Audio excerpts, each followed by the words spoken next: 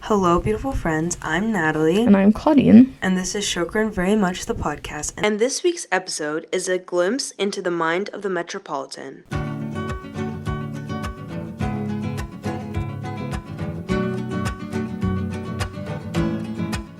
This week, it's our great blessing, honor, and privilege to be joined by His Eminence Metropolitan Serapion, the Metropolitan of the Diocese of Southern California and Hawaii. Sayyidina, thank you so much for joining us. We're honored to be a part of your dialogue with the youth. Thank you. You're most welcome. It is my pleasure and joy. So we start every one of our episodes with an icebreaker question, but this week we're doing something a little bit different. We have a series of questions because the youth want to get to know you a little bit more. So the first question is, what is your eminence's educational background? Medical, and I graduated from the medical school in Egypt. And after I worked for 3 years as a medical doctor, I was a specialist in urology. This is the surgery for the urinary system. And then I entered the monastery in 1979. Does your eminence implement those passions and that background in your service? And if yes, how? Yeah, sure.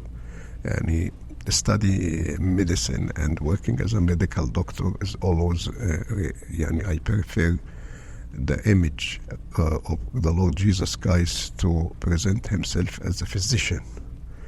And I take it in the pastoral care that as a physician is first to diagnose what is this sickness, what is the disease, but the job of the physician does not stop at this point, but what is the treatment? So the physician does not blame the patient or his sickness or her sickness, but to be honest, to tell him or her, but his job is to help. And I always refer to this model of the physician. Also the passion to help the people, and also the way of thinking. When you study medicine, when a patient comes, you listen firstly to the symptoms, you watch the signs, you do the investigations, X-ray or whatever, and then you diagnose. And then you start to the treatment. So the same also, I apply the same when somebody coming with certain complaint or need. I listen firstly, and I wait, investigate, try to find the cause, and then start to speak about the solution. So while the person is speaking, I in my mind use the same method for the diagnosis, and I feel that is the diagnosis is it's an essential part to have right treatment. If you don't diagnose rightly, you cannot treat rightly, and so on.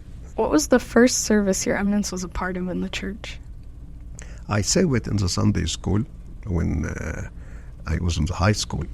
Yeah, we attended the servant preparation in the first year of high school. You know that in Egypt we have elementary as in preparatory, which is similar to the junior high for 3 years there, and then 3-year high school. So I was in Aswan, and the system that is all those in the first year of high school to be preparation for servant, and then it started from the second year. At that time in Aswan there was no university, so you have to go outside. So that's why we start to serve while we were in the high school. So when I went to Asyut to attend the medical school, so I started the service. Then I entered the monastery, and it was my service is Sunday school, youth meetings, general meeting. That's when I was a lay person. I entered the monastery, and then in 1983 I was sent to Switzerland to serve as a priest. There was no priest there, but there was communities in Zurich, Lausanne, and Geneva, and I was sent as a priest to serve there. And from December 1983 till June 1985, when I was ordained a bishop for community and social services for 10 years. Then in 1995, I came here as a bishop. What did your eminence find was like the main difference between serving California and Switzerland? 3 aspects. Number 1, the society. طبعا Switzerland is a small country, is more culturally Swiss European. California is a big state, part of the United States, mixed people. You have all kind of people here, and more multicultural, multi-religious, and all the people are immigrants, recently, but there in Switzerland you find people who are, as they say, we are Swiss for centuries. So the community is different. At that time there were small communities scattered in all Switzerland. There was no priest before. We just established the church here. When I came here, we already established churches here. The third aspect is me. There I was a priest. So the priest is focused on the congregation. You have limited number of people. You have limited responsibility. You just focus in your people. Yeah. When being a bishop, it's different. You take care of all the churches. You are involved in the Holy Synod and in the life of the church. So there is, and every service has its nice part.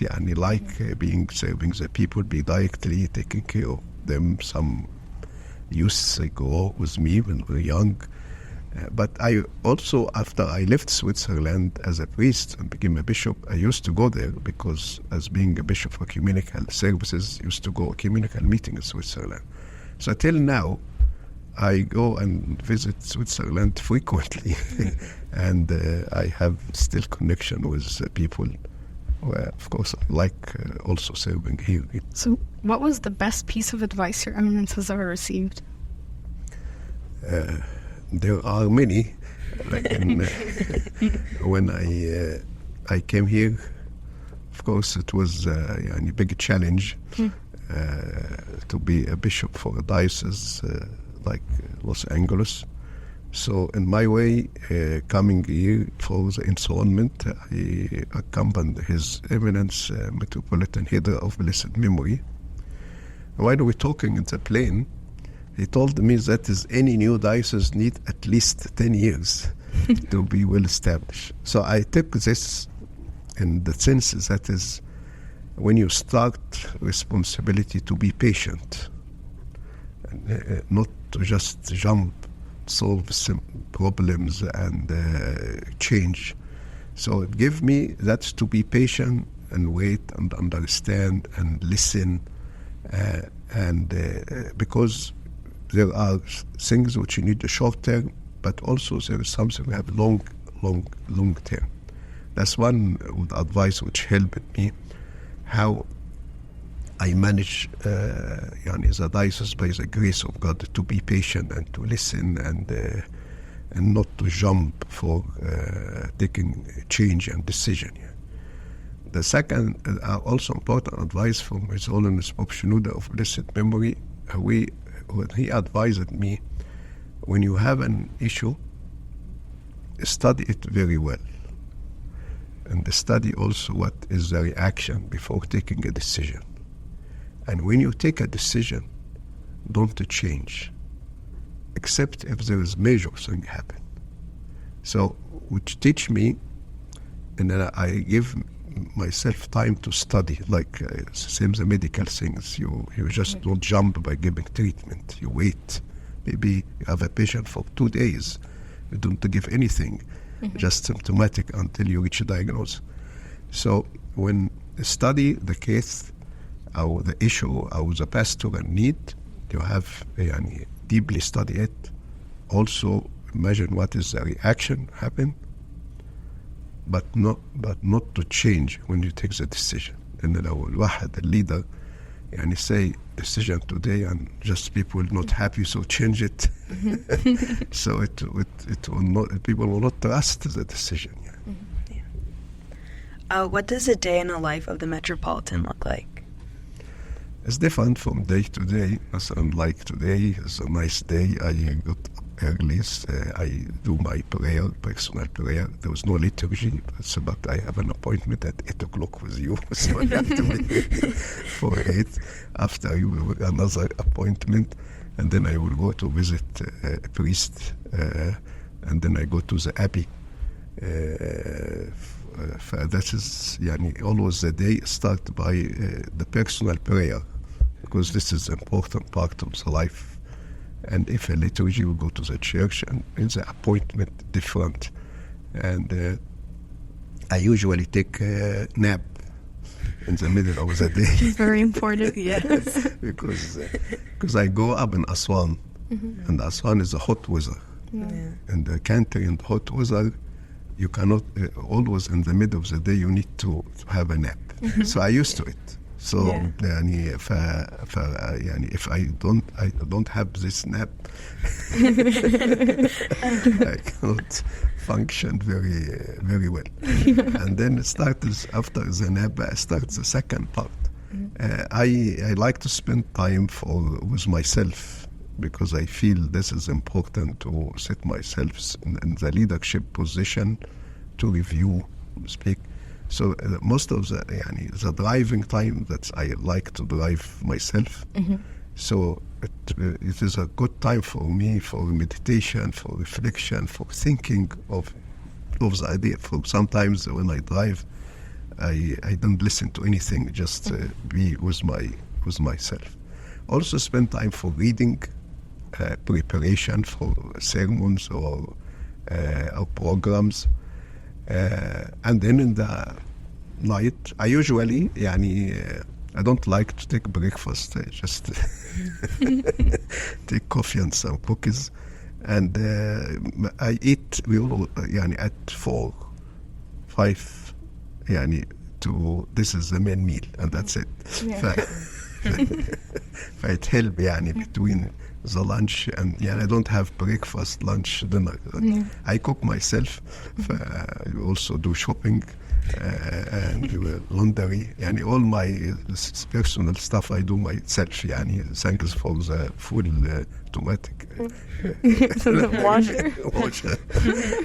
برضو I clean. Not the deep clean. I depend on myself. I do my stuff, things. Which, of course, because being a monk, we used to do this. As a monk. Also, shopping helped me to know the price is inflation. People bring me the things. I don't know how much it costs. So now I know. Okay, so the rest of the episode is going to be topics and questions that were sent in by the youth. And these are issues and concerns that are facing them every day. And so the value of having Your Eminence's input on them is priceless. So the first topic that a lot of people wanted to hear about, which is obviously very relevant, is same-sex attraction and marriage and gender identity. How should the Coptic Church navigate the intersection of religious beliefs with legal and social changes regarding the LGBTQ plus rights? Of course, for us, homosexuality is sin, based on the biblical evidences, based on the liturgical texts, or also the patristic. They're clear for us, whatever the society can say. But we differentiate between the sin and the sinners. Homosexuals, they are not criminals. There are people need help, need love, need to be frank with them, to help them. For us, that is, we deal with this issue in 3 parts. What is the stand of the church, which I said very clear. Number 2 is how to face the lobby of LGBTQ who are to try to force these ideas on people. They started by saying, we are victims, people persecute us, people hate us. Now they become aggressive. If you don't agree with them, then you attack you. You maybe get out of the job. So when's the freedom? We have to be also try to infiltrate this entire age in the schools. We have to be careful and know about the agenda of this lobby, but not to consider every person who suffer from the same-sex attraction is part of this lobby. There are people who they suffer from that. They need help. and they are not proud of what they happened. They are not attacking anybody, but in the opposite, they feel shame. They feel people may label them in a certain way. So this is lead us to the third part, is the pastoral care. What is the responsibility of the church toward this group of people? Some of them even among the members of the church, and that's why we are talking about the pastoral care, how to show them love, to show them support, to help them to overcome, to live life chastity, and also if be cured from this suffering, because there are many reasons for that. We are aware about what's happening in the society, of course, but again, we know there are many things in the American society which unfortunately anti-Christians, and we have to be honest to our Christian values. So is it correct for members of the Coptic Christian community to say things like, if it doesn't affect us, let them do what they want to and oppose their church views? No, if you are a member of the church, you have to follow what the church is saying, especially what related to your eternal life. The church does not impose new things which is related, to your education or related to your political view. You have freedom to that. We speak about principles.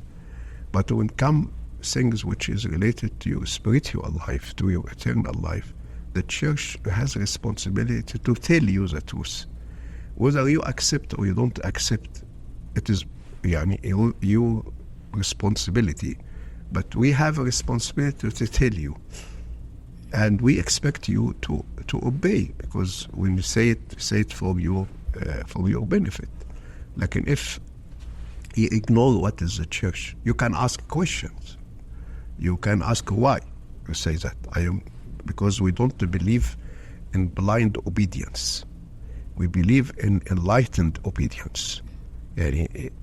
God, when God gives a commandment, He explains why.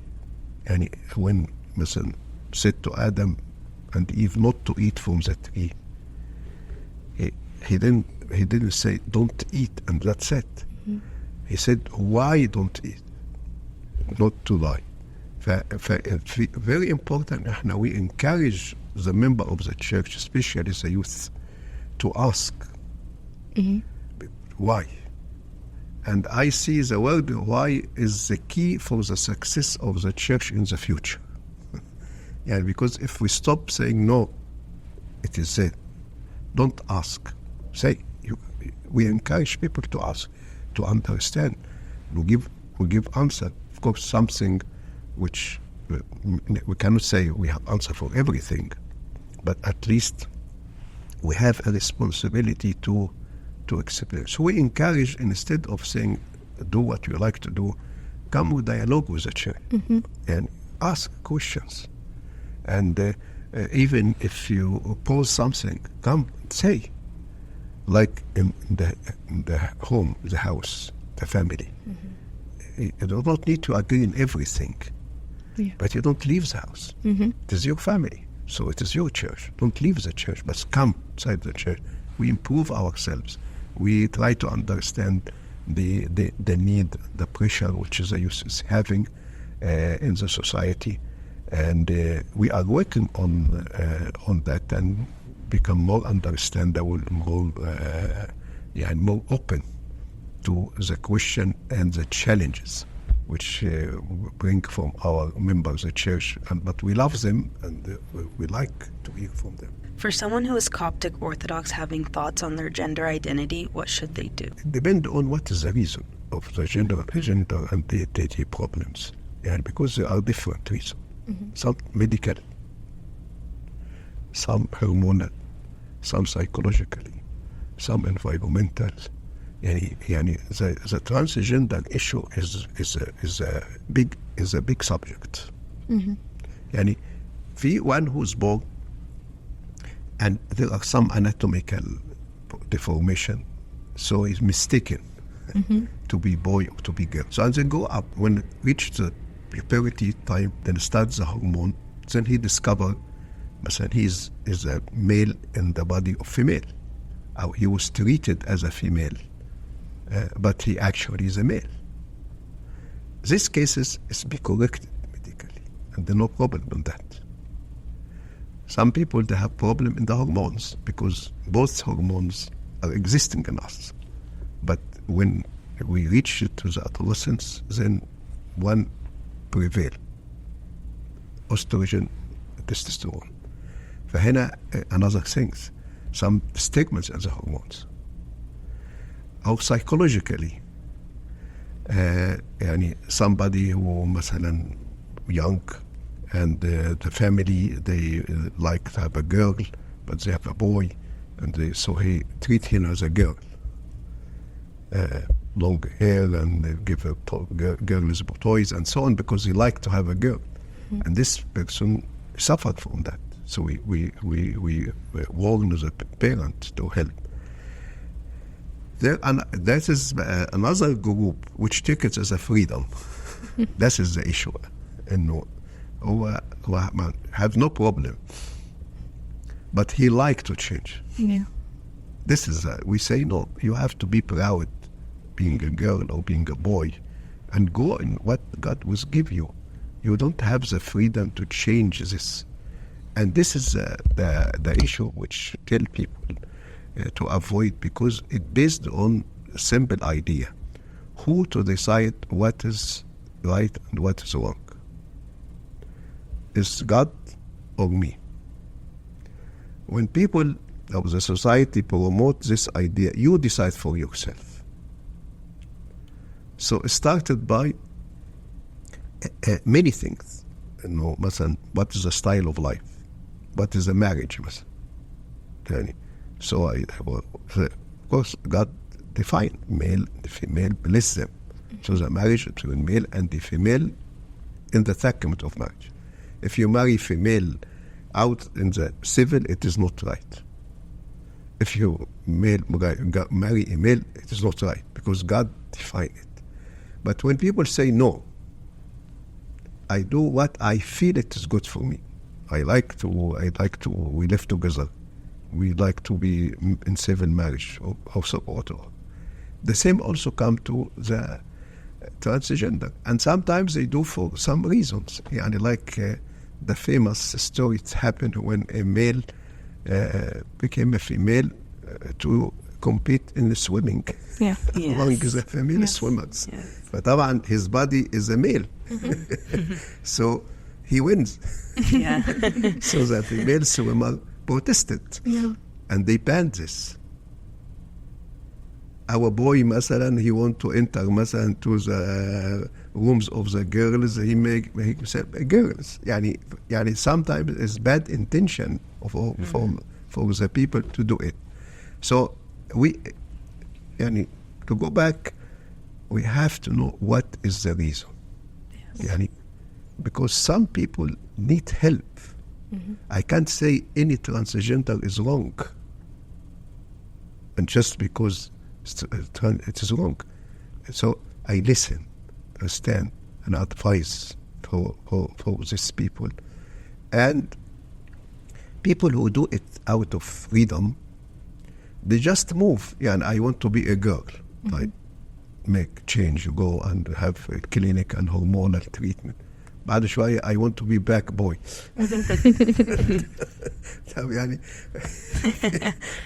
Once I saw in the cover page of the Time magazine some years ago a title about a male going to give birth. فطبعا it was attracted me to see how a male to give birth. وجايبينه كده pregnant وفي بيرد ومستاج وكده. فأنا I read that هو أصلا female. Yeah. Because to be pregnant, you have to have a uterus. Yeah. فهو she's a female and went to have hormonal treatment. فطبعا when a female to take a testosterone grow beard, grow, and the feature changed, but still the anatomy is the same. Yes. Then it decided to go back, went to hormonal treatment to get pregnant, but still حاجات يعني something like this. It destroys the life of people. That's why many commit suicide. Yeah. Because what is ended when they separate the gender from the sex. يعني sex mean you are male or female anatomically hormonal. Gender you choose. واحد مثلا girl أنا I am male. I'm male. What is they ended? Now we know the gender male or female. Now how many genders now? مش بتقول LGBTQ plus يعني ايه يعني endless يعني ممكن واحد to ask you choose okay fine طب you are what male or female يقول لك I don't know عشان كده دلوقتي بيحطوا في الفورمز ميل فيميل اذر طب ايه اذر يعني God created male and female you either male or female this is the confusion يعني طب what is the purpose of that? This is the question يعني why you want to change and why you don't know, because it's the same when you choose يعني you being confused. You need guidance. We need guidance. God to guide us. But again, they destroying the families. Yani now the family is people who don't know what they are, changing from time to time, and ended by. I know from people who work in such kind of clinics. Now we are special clinics. They see people are miserable. Is not happy. They are not happy. We're thrilled to announce that this is just the beginning. After our long-awaited wait, we finally get to share this 4-part series with you. Follow the podcast on Spotify and Instagram, and stay tuned for our next installment of our long-awaited podcast series, and join us in getting a glimpse into the mind of the Metropolitan.